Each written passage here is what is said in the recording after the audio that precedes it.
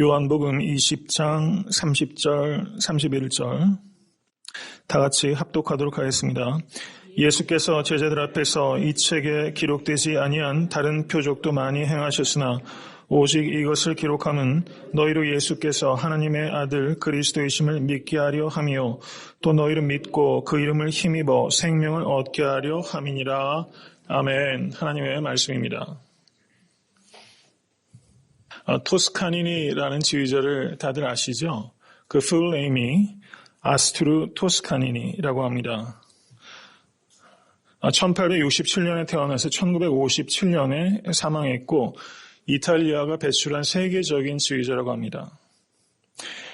그런데 이 토스카니니가 매우 엄격해서 그 오케스트라 단원들이 조금이라도 음이 틀리거나 조금이라도 어색한 음을 발견하게 되면 노를 연발해서 그 오케스트라 단원들이 토스카니니 이름을 뒤틀어서 토스카노노라고 불렀다는 거예요. 토스카노노. 안노노 목사가 아닌 것을 기뻐하실 수 있기를 바랍니다. 토스카노노. 그런데 저는 참 이렇게 설교를 준비하면서 제가 상식이 많이 늘어나는 것 같아서 감사하게 돼요. 이것저것 많이 생각하다 보니까 그냥 이런저런 일들을 또 알게 되고 사람을 이해하게 되고 또 이렇게 또 위대한 그 예술가들을 접할 수 있는 기회가 또 있고 그래서 조금씩 참 감사되는 생각이 드는데요. 토스카노노. 저는 이것이 이 토스카니니를 비하한다라기보다는 이 토스카노노에 대한 굉장히 격찬이다 이렇게 생각이 됩니다. 예술가적인 고집이 결코 조그마한 그 잘못된 음도 용납하지 않는 이런 지휘자, 그런 철저함이 있었기 때문에 세계적인 지휘자가 될 수 있었고 이 토스카니니가 후대에 많은 지휘자들의 영감을 주고 카라얀을 비롯한 후대의 많은 지휘자들에게 매우 교과서적인 그런 모범을 제시한 지휘자가 됐다는 것은 우연이 아닌 것 같습니다. 그런데 이분이 이 성미가 보통이 아니었대요. 그래서 조금 음이 틀리면 막 집어던진답니다. 특별히 차고 있던 시계를 집어던진대요. 시계를 막 집어던진대요. 그런데 그래서 그 토스카니니를 굉장히 좋아하는 광팬 중에서 토스카니니에게 시계를 선물하는데 연습용 시계와 연주용 시계를 따로 준비해서 선물을 한다는 겁니다. 연습용 시계는 집어 던져도 되는 시계를 선물하고 연주용은 아주 좋은 금장 시계를 선물한다는 것이죠. 이럴 정도로 이 토스카니니가 불같은 사람이었다는 것입니다. 근데 이분이 예술관을 가장 명쾌하게 정의하는 말이 있는데 이 토스카니니가 이런 말을 했다는 겁니다. 아름다움의 극치는 정확함에 있다. 이런 말을 했어요. 아름다움의 극치는 정확함에 있다. 이 토스카니니가 다른 지휘자들과 수많은 지휘자들과 토스카니니를 구별하고 이 사람을 그냥 평범한 지휘자가 아니라 세계적 명장의 반열에 올리게 된 가장 중요한 것은 이분이 그 당시에 지휘자 중심의 곡 해석을 한 것이 아니라 작곡자 중심의 곡 해석을 한 것이 이 사람이 지휘를 세계적인 명장의 반열에 올리게 된 결정적인 관점이라는 겁니다. 그 당시에 낭만주의가 굉장히 광범위하게 영향을 끼쳐서 사람들이 지나칠 정도로 지휘자가 자의적인 곡을 해석해서 그 지휘자 중심의 곡 해석이 팽배했는데 이 토스카니니는 작곡자 중심의 곡 해석. 그래서 음악사에서 가장 객관주의에 집중했던 사람이 토스카니니다. 이렇게 평가를 받고 있다는 것입니다. 가장 강력한 객관주의를 실현한 사람이다. 그래서 한 음악사가가 이 토스카니니를 이렇게 품평합니다. 그는 수십 년 동안 누적되어 온 해석상의 뉘앙스에 덕지덕지 앉은 때를 씻어버렸다. 이렇게 표현한 것입니다. 수많은 지휘자들이 해석을 하면서 거기에 덕지덕지 붙여놓은 그 더러운 때들을 말끔히 씻어내고 작곡자 중심의 곡 해석을 한 것이다. 이렇게 음악사가 평가하고 있다는 것이죠. 오늘 본문 말씀 요한복음 20장 30절 31절은 단 두 절에 사도 요한이 요한복음을 기록한 목적을 매우 함축적으로 기록하고 있습니다. 어떻게 기록하고 있습니까? 특별히 20장 31절이 요한복음 전체를 기록한 목적이라고 할 수 있고 이것은 요한복음에만 국한된 것이 아니라 성경 전체의 저작 목적이 20장 31절에 기록되어 있는 것입니다. 오직 이것을 기록함은 너희로 예수께서 하나님의 아들 그리스도이심을 믿게 하려 함이요 또 너희로 믿고 그 이름을 힘입어 생명을 얻게 하려 함이니라. 여기에서 믿음의 대상은 무엇입니까? 예수님께서 그리스도시요 예수님께서 하나님의 아들이시라는 것을 믿는 것입니다. 그리고 이 믿음의 결과가 무엇입니까? 그것은 생명을 얻게 하는 것입니다. 이 믿음과 생명, 이 두 가지가 성경이 기록된 가장 중요한 목적이다, 이렇게 말할 수 있다는 것이죠. 그런 믿음의 내용은 예수께서 그리스도시요 하나님의 아들이시라는 것을 믿는 것입니다. 현대의 성경 읽기가 지금 어떻게 흐름이 진행되고 있냐면요, 그 아까 제가 말씀드렸던 것처럼 클래식 음악에서 이것이 지휘자 중심의 곡 해석이 팽배했던 것처럼 요즘 신학계에서 신구약 성경을 해석할 때 지금 많은 시대적인 흐름이 어떻게 되는 거냐면 지휘자가 자의적으로 해석하는 것처럼 성경을 읽는 사람이 내가 읽고 싶은 대로 읽으면 된다. 이렇게 독자 중심의 성경 읽기가 굉장히 팽배해서 유행하고 있다는 사실입니다. 무슨 말씀인지 이해가 되시죠? 클래식 음악 자체를 작곡자가 어떤 의도를 가지고 작곡했는지를 도외시하고 지휘자가 자의적으로 해석하는 것처럼 성경을 읽을 때도 성경을 기록한 성경 저자가 그리고 하나님께서 우리에게 무엇을 말씀하시려고 하셨는가, 원 저자의 생각을 도외시하고 지금 읽는 내가 편리한 대로, 나한테 감동되는 대로 주관적인 성경 읽기가 너무나 팽배하다는 사실입니다. 분명히 연관이 되는 것이죠. 그래서 저는 세상의 클래식 음악을 하는 사람도 작곡자 중심의 곡 해석에 그토록 집착하는데 우리가 세상의 교양학 정도와 비교가 될 수 없는 하나님의 거룩한 말씀을 읽으면서 우리가 성경 저자가 원래 우리에게 전달하려고 했던 그 본래적인 뜻이 무엇인가, 이런 객관적인 성경 읽기를 하기 위해서 우리가 얼마만큼 더 치열하게 노력해야 될 것인가, 이것에 대해서 우리들이 깊이 생각하고 만약에 지나치게 우리의 성경 읽기가 주관적으로 흘렀다면 그것에 대해서 우리가 마땅히 반성하고 앞으로 우리가 어떻게 성경을 읽어갈 것인가, 특별히 2012년도를 저희가 살아가면서 아직도 1월 달입니다. 올 한 해 내가 어떻게 성경을 읽어갈 것인가, 이것에 대해서 저는 여러분과 제가 오늘 저녁에 무엇인가를 마음속에 결단할 수 있게 되기를 간절히 바라는 마음으로 이 말씀을 증거합니다. 오늘 본문 말씀을 보시면 31절로 다시 돌아갑니다. 오직 이것을 기록함은 너희로 예수께서 하나님의 아들 그리스도이심을 믿게 하려 함이요. 믿으십니까? 여기에서 믿게라고 번역하고 있는 이 성경 원어가 여러분 실제 사도 요한이 기록한 그 원본은 지금 존재하지 않습니다. 사도 요한이 어디엔가 직접 썼겠죠. 혹은 사도 요한이 썼던가 아니면 대피라는 서기관을 통해서 사도 요한복음을 적은 것입니다. 그런데 그 후대에는 그 사도 요한이 적었던 원본을 여러 사람이 필사를 해서 그것이 전달되는 것입니다. 그렇겠죠. 그래서 그것이 이곳저곳으로 가서 그것이 계속 대를 물려서 전달되는 것을 사본이라고 합니다. 그런데 그 사본 종류가 여러 가지가 있는데 우리는 지금 원본을 찾을 수가 없는 거예요. 그 사본 종류 중에서 가장 광범위하게 나타나는 사본이 여기에서 믿게라는 동사, 이 동사가 성경 원어가 두 가지로 기록되어 있다는 겁니다. 첫째는 현재 가정법으로 기록되어 있어요. 이런 것까지 기억하실 필요는 없습니다. 제가 근데 객관적으로 설명드리기 위해서 제가 말씀을 드리는 거예요. 말하자면 객관적인 성경 읽기를 저와 같이 노력하신다, 이렇게 생각하시면 되는 거예요. 여기에서 피스튜에테라는 성경 원어가 사용되는데 이것이 현재 시제로 현재 가정법으로 present subjunctive로 사용됩니다.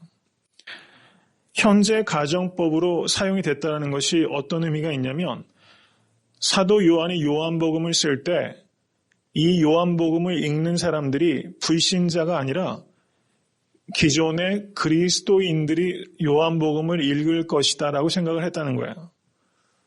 그렇다면 요한복음을 적은 목적이 복음 전도를 목적으로 한 것이 아니라 이미 그리스도인들에게 계속 믿음을 유지하고 발전시키기 위해서 양육의 목적으로 기록한 것이다. 이렇게 해석이 된다는 것입니다.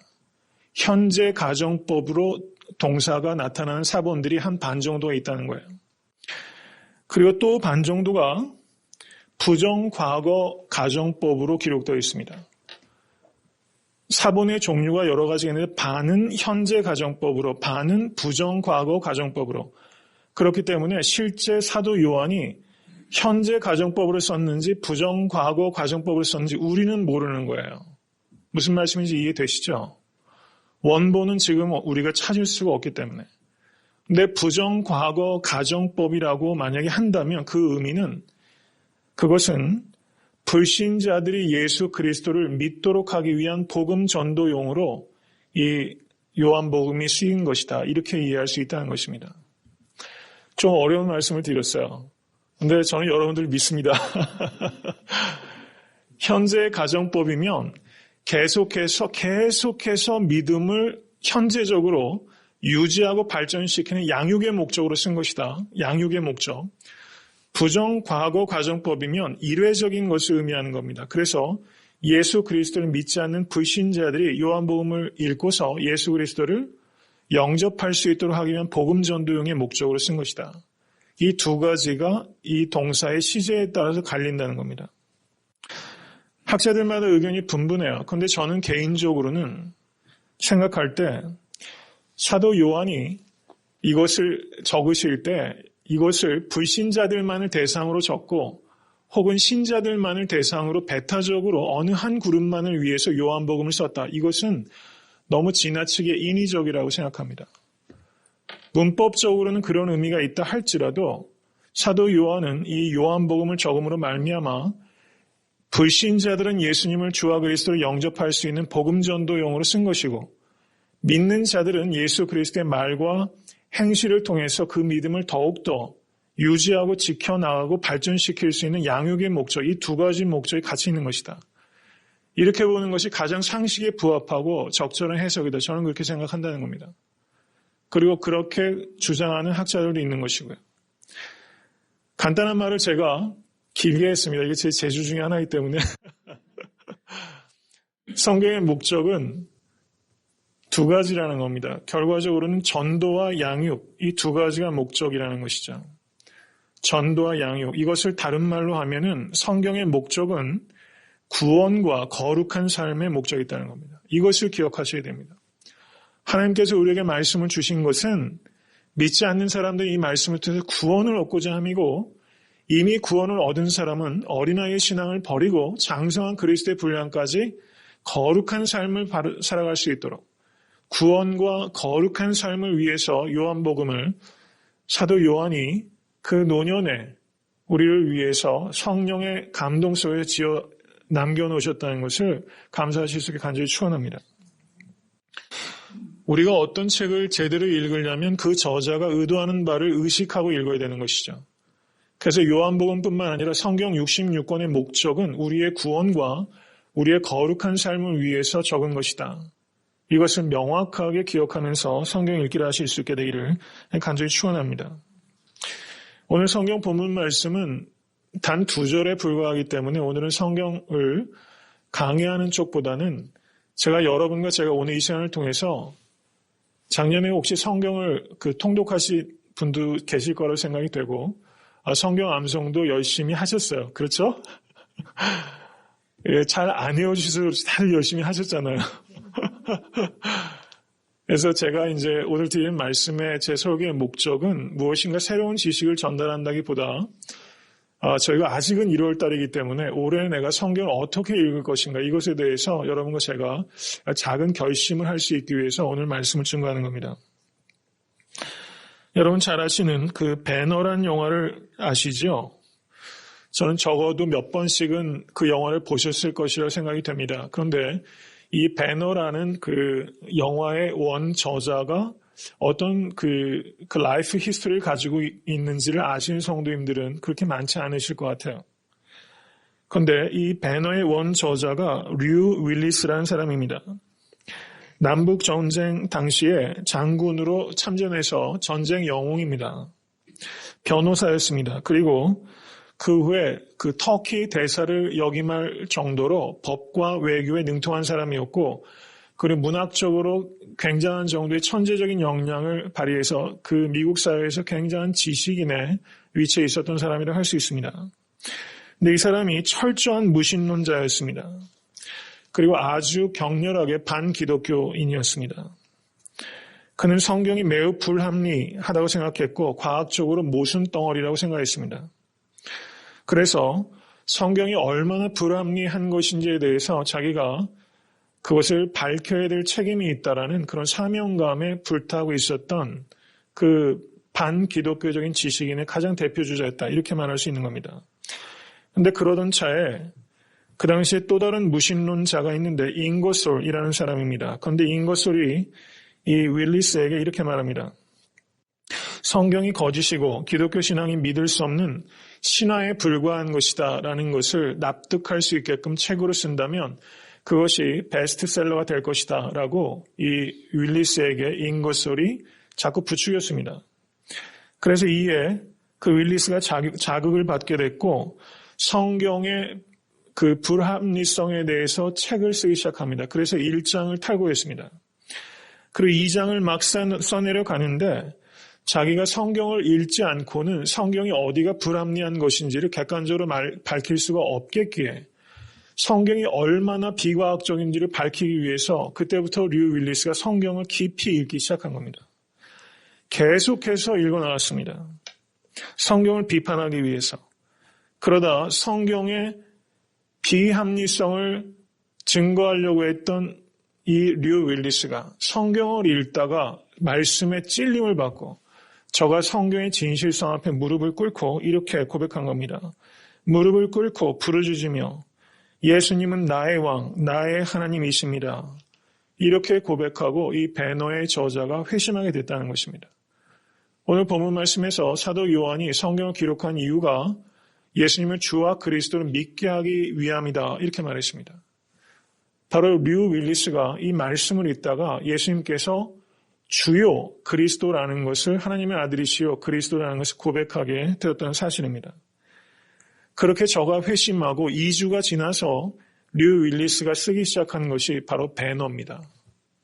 2주 뒤에 배너를 쓰기 시작했습니다. 그리고 이 배너의 부제가 뭐냐면 A Tale of the Christ, 예수 그리스도의 이야기란 제목으로 책이 나오게 됐는데 그것이 1880년에 이 책이 나와서 200만 부가 팔리게 됐습니다. 1880년대 200만 부.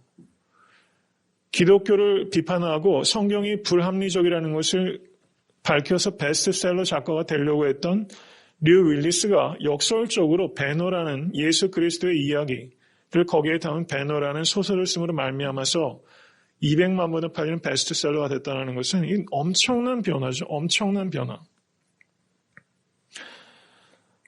여러분과 저는 성경을 읽으면서 도대체 무엇을 읽고 있나? 이 류 윌리스가 말씀을 통해서 거의 전기에 감전이 되는 것과 같이 말씀을 통해서 사람이 180도 바뀌게 되었는데 설교 말씀을 들어서 바뀐 게 아니지 않습니까? 기독교를 비판하기 위해서 아주 이성을 날카롭게 해서 성경을 읽고 또 읽었는데 하나님의 진리의 말씀 앞에서 한 사람이 완전히 깨어지는 역사가 나타났다는 것이죠. 일본인 중에서 도카치 이시라는 사람이 있습니다. 이 사람이 사람을 3명이나 잔혹하게 살해한 죄인이고 감옥에서 27년 동안 갇혀 있었습니다. 사형수였기 때문에 사형이 언제 될지 모르는 그런 위치에 있었습니다. 그런데 캐롤라인이라는 캐나다 선교사가 그를 방문해서 복음을 증거하려고 했는데 여러분 사형수가 27년 동안 복역한 사람이 얼마나 맹수 같겠어요. 그리고 캐나다 선교사를 보면서 으르렁거린 것이죠. 도저히 말로 복음을 증거할 수가 없어서 이 캐롤라인 선교사가 이 토카치 이시에게 성경책을 집어넣게 됩니다. 그런데 이 성경책을 읽고 있었던 이 맹수 같던 토카치 이시가 아버지여 저희를 사하여 주옵소서 자기 하는 것을 알지 못함이니이다. 이 말씀을 읽을 때 토카치 이시가 회심하게 됩니다. 그리고 자기가 그때 그 구절을 읽었을 때 어떤 느낌을 받았는지를 이렇게 고백했습니다. 나는 그 구절에서 멈추었다. 마치 17cm, 18cm 가량 되는 대못이라도 가슴에 박힌 것처럼 아팠다. 그것을 그리스도의 사랑이라고 해야 할까? 아니면 불쌍히 여기는 마음이라고 해야 할까? 나는 그것을 무엇이라고 해야 할지 모른다. 내가 아는 것은 오직 내가 하나님을 믿게 되었고 강팍한 내 마음이 변하게 되었다는 사실이다. 이렇게 말을 하고 있다는 사실입니다. 그리고 토카치 이시이가 사형장으로 끌려가던 날에 이 토카치 이시이가 맹수 같던 얼굴이 더없이 환한 얼굴빛을 가지고 사형대로 끌려갔습니다. 그리고 죽기 직전에 자기가 읽던 성경책을 전해주고 자기가 그렇게 영적으로 자랄 수 있도록 도와준 캐롤라인 선교사에게 감사의 말을 표현합니다. 그리고 이렇게 짧은 시를 남겼어요. 이 시 자체는 시적으로는 그렇게 아름다운 것 같지는 않아요. 내용적으로 봤을 때. 근데 토카치 이 시가 여기에 진심을 담아서 자신의 신앙을 고백합니다. 내용은 이런 겁니다. 내 이름은 더럽고 추합니다. 나는 이제 감옥에서 죽습니다. 그러나 내 영혼은 정결함을 받았습니다. 오늘 나는 하나님의 도성에 되돌아갑니다. 여러분, 우리가 마지막에 이 땅에서 삶을 마감할 때 우리에게 이만큼의 확신이 없다면 우리는 신앙생활 헛하는 겁니다. 나는 내 영혼은 예수 그리스도의 피로 말미암아 정결함을 받았습니다. 나는 오늘 하나님의 도성으로 되돌아갑니다. 여러분, 사형장에서 형장의 이슬로 사라지기 직전에 토카치 이시라는 사람이 이렇게 고백을 했다는 사실입니다. 그래서 토카치 이시가 캐롤라인에게 동전 한 입을 남기고 죽었습니다. 그리고 캐롤라인 선교사는 이 동전을 평생토록 자기의 목에 걸고 다녔다고 합니다. 그리고 이 회심의 이야기를 캐롤라인이 Gentleman in Prison 이라는 책에 이 토카치 이시의 회심 사건을 기록하고 있어요. 저도 아마존으로 검색해 보니까 이 Gentleman in Prison 이라는 책이 있더라고요. Gentleman in Prison. 감옥에 있었던 신사, 토카치 이시의 회심에 대해서 캐롤라인 선교사 이렇게 기록하고 있다는 사실입니다. 똑같은 성경인데 배너를 기록한 류 윌리스는 그것을 읽다가 그렇게 회심을 하게 되고 그리고 3명이나 사람을 죽인 토카치 이시인은 27년 동안이나 장기 복역을 하다가 성경을 읽고서 저가 그렇게 마음속에 17cm, 18cm의 못이 박히는 것처럼 마음에 큰 아픔을 느꼈는데 저는 제 얘기를 한번 해보면 나는 그렇게 성경을 읽고 있나? 그렇게 생각이 듭니다. 성도님들께서 어떠세요? 여러분 17cm 못은 고사하고 1cm 못에라도 강력하게 찔리신 적이 있으십니까? 이 말씀이 내 심장을 후벼 파는 것과 같이 이 말씀 앞에 내 죄 때문에 떼굴떼굴 굴러본 적이 있는가? 그 은혜가 너무 감격스러운 적이 있는가? 이것을 한번 우리가 깊이 생각해 볼 수 있기를 간절히 바랍니다. 만약에 우리가 너무나 몸이 건조하게 성경 말씀을 읽고 또 말씀을 그렇게 대하고 있다면 우리가 올해는 우리가 성경 읽게 하는 것이 무엇인가 달라질 수 있게 되기를 간절히 소원합니다. 성경을 잘 알고 계시다고 생각하세요? 어떠세요? 성경 많이 아신다고 생각하세요? 정말 객관적으로 봤을 때 성경 몇 번 읽으셨어요? 신구약 전체를 통틀어서. 그래도 머릿속에 쭉 그림이 좀 그려지세요? 창세기부터 계시록까지? 큰 흐름이라도 이렇게 그려지고 창세기는 그래도 이런 흐름으로 가고 창세기는 많이 들으셔도 다 아시잖아요. 성문, 영문법 앞에 부정사는 그냥 늘 빨간색이 아리아 있고 창세기 많이 하시고 계시록은 사실은 우리 너무 모르고 그렇죠. 복음서 조금 알고 서신서 조금 알고 그렇죠. 로마서 그냥 군데군데 알아도 사실은 로마서가 뭘 얘기하고 있나 한 몇 마디 하면 사실 더 얘기할 거 없고 구약 성경 예언서 우리 아는 게 있나요? 사실 별로 없거든요. 구약에서 아는 거 삼손, 기드온, 아브라함, 야곱, 이삭 그 외에 그 성경의 인물들도 사실 우리가 아는 사람들 굉장히 지엽적이라는 겁니다. 저는 깊은 지식을 얘기하는 게 아니라 사실상 우리가 성경을 너무 모른다. 여러분, 제가 대학교 다닐 때 오늘 편한 말씀을 좀 간단하게 말씀을 드리고 이렇게 말씀 맺고자 합니다. 제가 대학교 다닐 때 그리스 헬라 철학을 가르쳤던 노 교수가 계세요. 근데 그분 수업을 들으면 학생들이 무슨 얘기를 하냐면 과목 이름은 맨날 바뀌어요. 근데 강의 내용은 똑같다는 겁니다. 과목 이름만 바뀌어. 그런 교수들 많이 계세요. 근데 어떻습니까? 강대상에서 목사님들 설교하실 때 보면 저는 어떤지 한번 생각해 보세요. 저는요. 설교 본문은 바뀌고 제목은 바뀌는데 설교 내용은 똑같은 경우가 굉장히 많이 있어요. 그게 무슨 말씀을 드리는 거냐면 설교 본문을 아까 그 토스카니니가 객관적으로 이 본문이 뭘 얘기하는지를 전달하기보다는 강대상에서 말씀을 전할 때 목회자가 어떤 의도를 가지고 전하고자 하면서 성경을 이용하기 때문에 그런 경향이 많이 있을 수 있다는 겁니다. 실제 그랬어요. 그런 부분이 많이 있어서 본문은 바뀌어도 듣는 내용은 비슷비슷하게 들리는 경우가 많이 있다는 겁니다. 그런 경향이 있기 때문에 성도님들께서 성경을 많이 알고 있다. 이런 착각을 하고 계신 것 같아요. 제가 볼 때. 그냥 그나물인 것처럼 우리가 성경 말씀을 대할 때 반복되는 그런 피상적이고 상식적이고 윤리적인 설교들에 우리가 너무 익숙해 있어서 저를 포함해서 그래서 혹시 우리가 성경을 좀 알고 있다. 머리는 다 커졌다. 그 얘기를 하시는데 제가 누누이 말씀드리죠. 머리가 안 커요. 제가 볼 때는요. 머리가 크다고 착각하시는 거죠. 왜냐하면 제 스스로가 성경을 연구하다 봐도 제가 아는 게 없어요. 제가 아는 게 없어요. 성경 연구하면 연구할수록. 그래서 제가 목사가 된 게 너무 감사한 게 성경 연구에 매진할 수 있어서 너무 감사해요. 이거를 얼마만큼 시간이 있어야 제가 성경을 좀 알까? 그런 생각이 드는 겁니다. 그래서 제가 늘 말씀드리죠. 한 7년 정도만 이렇게 막 열심히 연구를 하다 보면 계시록까지 그래도 한번 큰 터널 하나를 뚫을 수 있을까? 제 개인적으로 막 그런 욕심이 너무 생기거든요. 성도님들께서 혹시나 내가 성경을 좀 알고 있다고 생각하시면 그건 좀 착각이실 가능성이 매우 높다는 겁니다.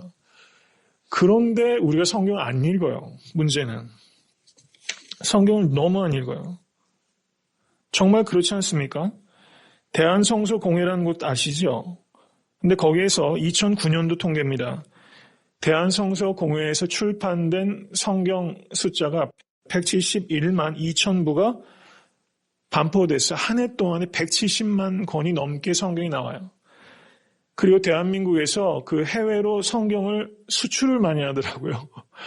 그게 숫자가 꽤 돼요. 368만 9천 부가 2009년 통계에 해외로 수출되었습니다. 한국 사람의 손재주가 좋으니까. 그러니까 대한성서공회를 통해서 약 500만 권이 찍혀 나오는 겁니다. 1년에 한국에서만. 전 세계에서 얼마나 성경이 많이 나와요. 여러분 가정에 성경 몇 권이 있으세요? 5권은 계실 거예요. 적어도 5권에서 10권. 저는 한 20권은 되는 것 같아요. 이것저것. 여러분 얼마만큼 읽으셨냐는 거죠. 제 말은. 가장 이렇게 많이 출판된다는 게 기적이고 이렇게 많이 갖고 있는 책을 이렇게 안 읽는다는 게 기적이에요. 이 두 가지 기적이에요. 두 가지 기적. 너무 안 읽어요. 여러분 후탁교인이라고 아십니까? 후탁교인. 성경을 후후 불어서 탁탁 털어서 가지고 오는 교인이래요. 주일날 예배드리고 집에 가면 갖다 그냥 놓고 먼지구덩이에 이렇게 일주일 동안 있다가 주일날 갈 때 이렇게 아주 후탁교인. 후탁교인 저도 오래 했습니다. 너무 오래 했어요. 근데 제가 오늘 예배당에 보니까 성경책이 주일날 예배당에 가시고 나면 한 20여 권이 그냥 여기 있더라고요. 그래서 아마 뒤에 빛이 된 거 가져다가 이렇게 보시고 놓으시고 가시는 것 같아요. 근데 걔 가만히 보니까 별로 썩 보기가 좋은 것 같진 않아요. 그래서 저는 그냥 저는 지금 이 성경책을 제가 작년에 샀습니다.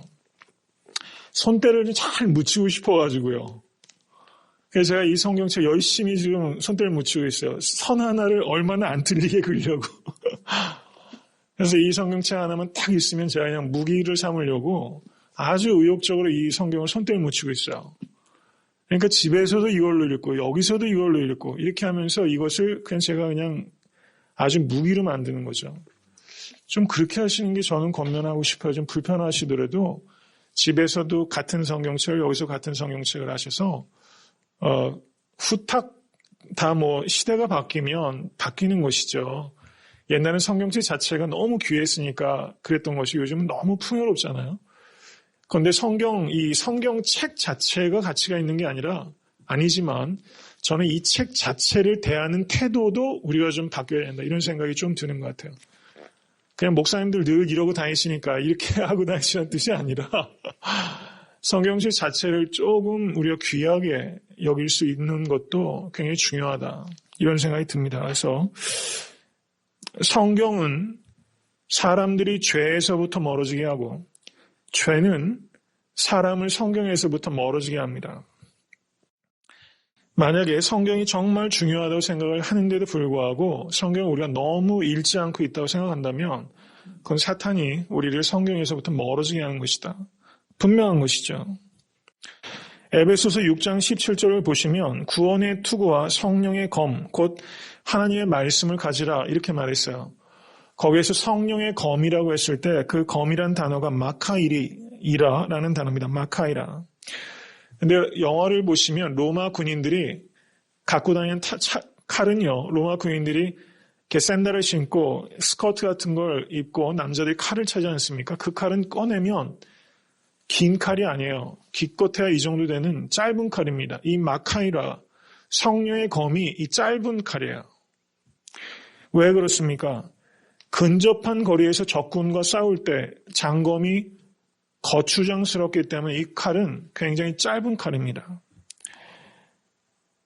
성령의 검, 하나님의 말씀이 바로 그런 칼이라는 거예요. 이게 무슨 의미냐 하는 겁니다. 그리고 성령의 검, 하나님의 말씀을 가지라 이렇게 번역하고 있는데 이 요한복음 1장 1절에 하나님의 말씀이라고 번역된 단어는 로고스입니다. 로고스. 그 단어는 다 아시죠?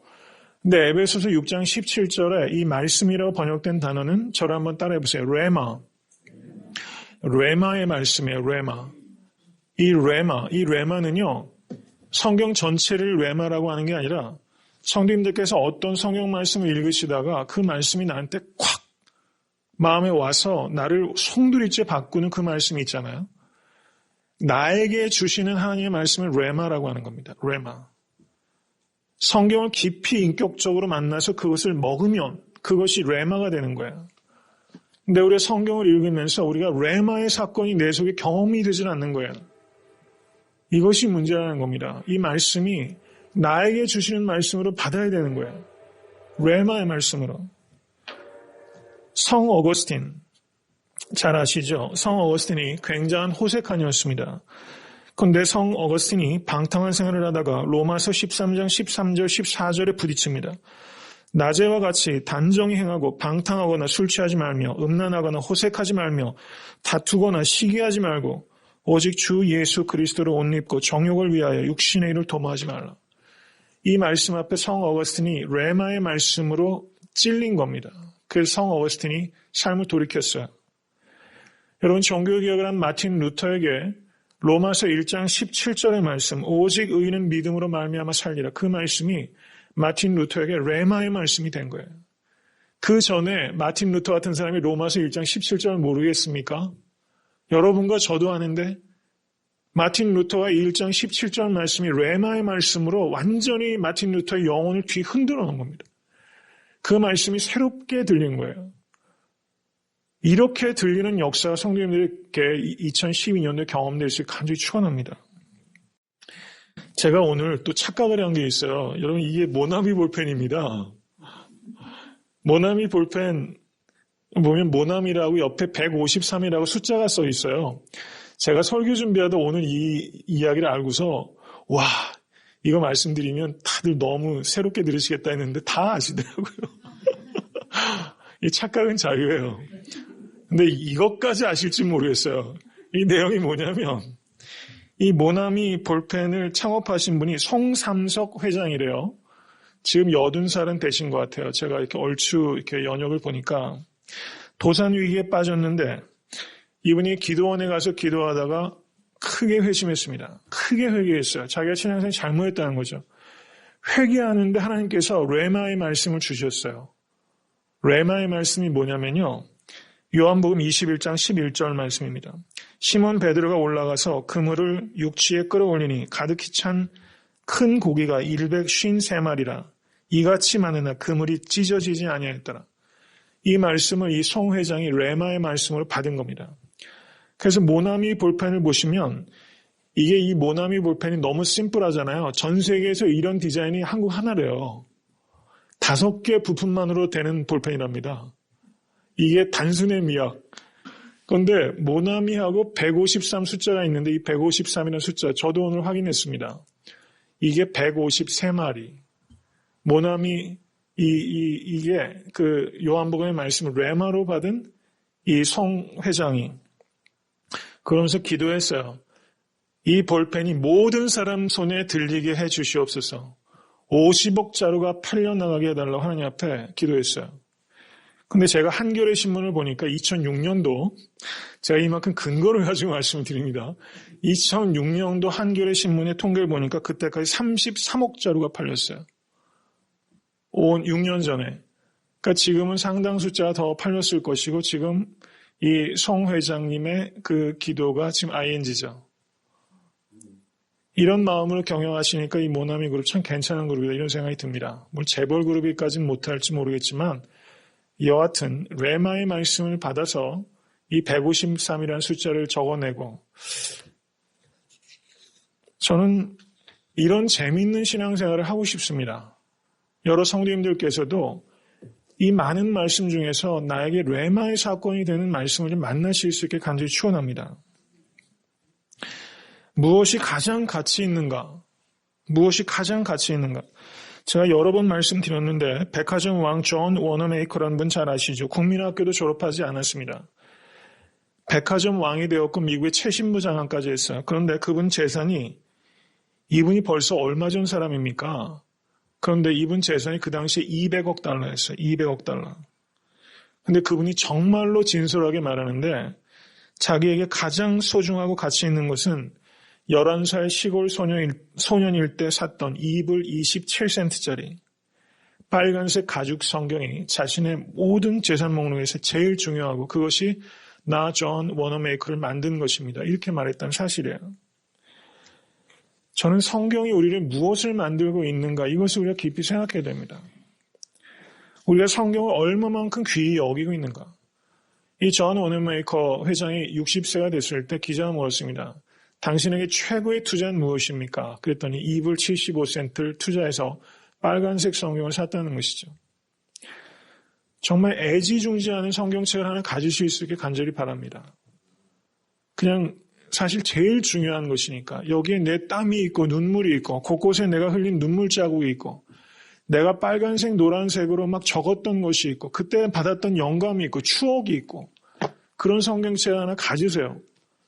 그래서 성도들 방문하게 되면 거기를 피시고 그것까지 말씀을 나누고 또 다른 성도가 귀한 나눔을 하면 그 행간에다 빽빽하게 적으시고 그래서 여기 하나에 내 혼과 눈물과 기도가 다 담겨있는 성경책 하나를 하나 갖는 게 저는 너무 중요하다고 생각을 합니다.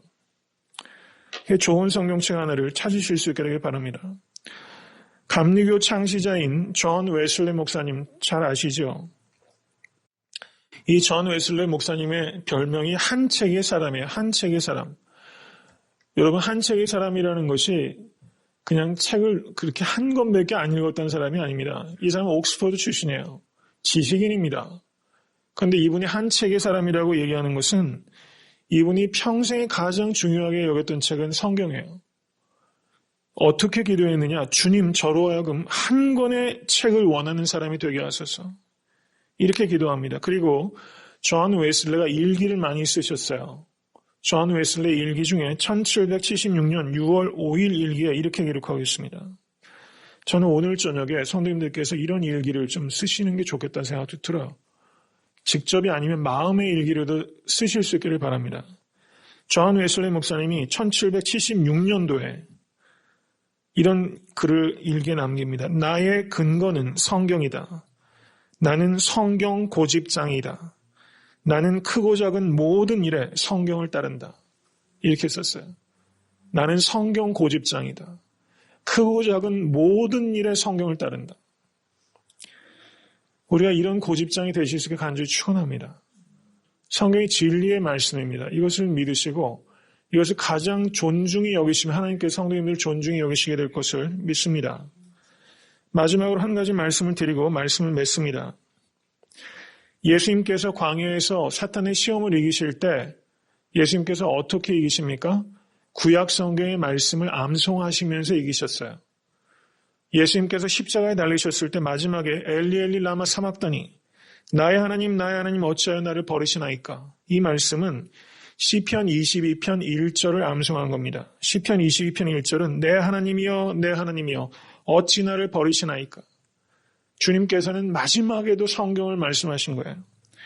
그리고 마지막에 숨을 거두실 때 아버지여 내 영혼을 아버지 손에 부탁하나이다. 이 말씀은 시편 31편 5절을 암송하신 겁니다. 내가 나의 영을 주의 손에 부탁하나이다. 여러분 예수님의 공생에는 광야에서 성경을 암송하심으로 말미암아 유혹을 이겼고 마지막 십자가의 유혹도 시편 말씀을 암송하시면서 이겼다는 거예요.